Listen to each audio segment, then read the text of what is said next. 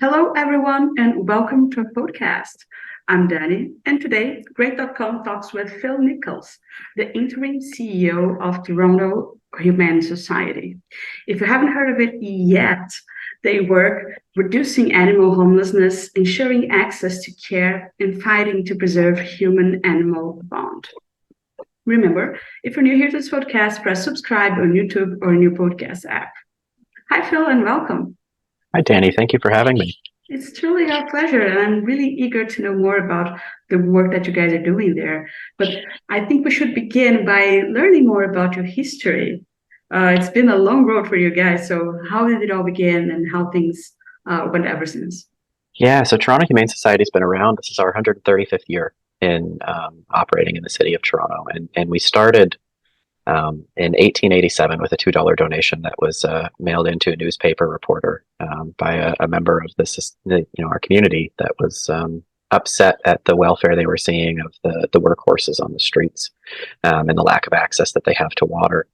And just the general welfare concerns that are associated with that. And from that $2 donation, Toronto Humane Society formed at the time to care for both the unhoused animals and on also children in the city of Toronto. And it's been a long journey for the past 135 years, but the focus of our work has remained on, ensuring welfare and appropriate standards of care and a life worth living for animals. We did split from the children's side of things early on in our history, but the general sentiment has remained the same and really building and pursuing the humane spirit in the city of Toronto. Oh, that's great. And I think that actually speaks a lot about the importance of the work that you do, right? You have a really deep connection with your community, and staying working with animals and people for so long really is something. And you mentioned some of the challenges that sort of kicked off your action back then, but what are the challenges that you face now most often? Yeah, and general welfare is still very much a concern across the city of Toronto and communities across Canada. Access to care is really where we are focusing right now, and it is a growing problem. And as much as society has advanced, and we've made a lot of progress in some ways, many of the challenges still remain the same. And that's really ensuring that individuals and their animals have access to the care and resources that they need to have a good quality of life and a strong welfare in a way that is available and accessible to them. And the barriers that are currently presenting to many are making that impossible. Yeah, I think this is a quite common situation that we see, right?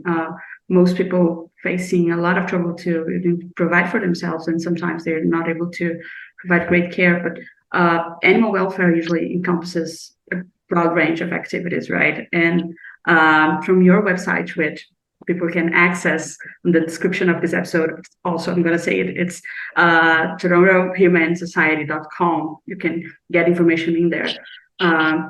I really like the way that you describe it as a path, right? Could you share some of the key initiatives and services that you can provide? Yeah, absolutely. And thank you for mentioning and calling to the path, right? And I think all of our programs and services have derived from shifting our perspective and understanding of one key piece of information that's kind of been in the more recent history of animal welfare. Um, People are not intentionally, on the whole, like neglectful or cruel. And most of the suffering and harm that's caused is because people don't have the necessary resources or capacity to provide the quality of care and the things that they would want. And where our programs build from is understanding that and understanding the intersectionality between animal welfare and human welfare and the socioeconomic challenges that are present in the community. And for that, we start identifying, so what are those root causes of vulnerability for animals and their guardians in our community? Is it the cost of food, and is it the cost of care? So we have a program arm that serves to help connect individuals with access to food and resources that we run through our pet food bank as well as our community giveaway days. Access to veterinary care is another key piece, and with the rising cost of care generally, it's getting very quickly out of reach for the average person to be able to afford. And in that in that arm, and through an initiative that we have, which is our public veterinary services, we work to help make those services at least more financially available and accessible to the greatest degree that we can within the community. And we try to stay around, I would say, like within the 50 to 60% margin of what private practice charges, just to, again, it's not enough, right? But it's what we can do. Additional causes of vulnerability would be broken homes, or individuals that are fleeing domestic abuse, interpersonal violence, are facing temporary personal medical challenges or hardships that would require them to need to leave their home for short periods of time temporarily while they try to get things addressed. And for that, we have what we call our urgent care foster program. So that provides a temporary respite for the animals to be placed with one of our foster families while the individual is, sorting through their crisis and the emergent situation. And historically, and what is still more common, is animals have to be surrendered to organizations. So you have to break your bond and give your pet up in order to do what's best for them. And that's not what's best for them. Right, like the best solution that we can find is one that maintains the sanctity of that bond and understands the value of the human-animal relationship, and keeps that family whole. So those are the three key programs that we're building right now. On top, we do run our traditional sheltering program, so we do accept in stray animals that are free roaming, and adoption programs, and those that have to be surrendered if their owners have passed away, and that kind of thing. Which kind of rounds out, and then we have a team of really industry-leading experts on animal welfare broadly and generally that are doing a lot of academic research and review to bring to light standards of practice, new treatment protocols that can become like scientifically accepted so that the profession adapts them as well, to bring that in to the access lens. So get some stuff out there that's publishable, that can help inform the general practice that there is a different way to do this that can be more affordable for the clients and help reach and impact the lives of more animals. And that's, like, in a nutshell, I think that's kind of the broad, the umbrella. Oh, but that was actually a great overview of it. And I would like to take some moment here to encourage people to, again, go to your website and check this last bit that you just mentioned, Phil, that is, I think it's under science and advancement, right? Yeah, our science and advancement arm. It's really, really interesting. And I think it helps us understand it through a different perspective, right? Just taking sort of out of our homes and understanding it through like a bigger lens, let's say. So it's really, really helpful. And another thing that I found in there that it was quite important, I believe, and you mentioned in the beginning of your last answer, that is related to advocacy, because it's a huge part of it, right? Teaching people, enlightening people about not just the needs, but how this human-animal bond works and the necessities and everything else. Could you talk a little bit more about that to us? How do you do this advocacy? Yeah, so our advocacy work really focuses to push our profession forward and the general industry and the community's understanding of the value of the human-animal bond. And we do that through a lot of our programs, but anytime we have an opportunity to talk to an individual, we want to just try to shift the narrative and the frame and lens of understanding. The big piece we are focused on right now is trying to reframe the source of the problem, and the fact that where the need is not because people are bad. It's because they're facing circumstances outside of their control that prevent them from helping to, provide all the necessary resources for their pets. Our science and advancement arm really serves to try to shift that narrative at a more global level and understand what can be done differently. We have gotten to the state we are through processes that humans in the industry and animal welfare has been engaged in for the last 100 years. And some of our ideas and tactics have worked, and others have created new problems. And it's an ever evolving kind of, world and philosophy. We just want to make sure that we are staying at the forefront.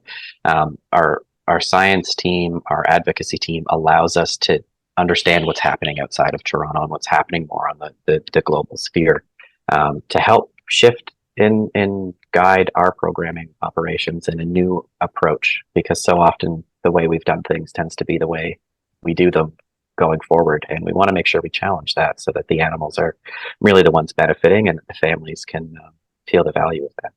Well, that's vital, I would say. I think we need to keep moving, right? Keep learning more to keep helping people the way, or animals the way they deserve. One thing that I keep wondering here, this is something that always intrigues me. It's about the structure, because you mentioned a lot of services, a lot of care, a lot of attention and dedication.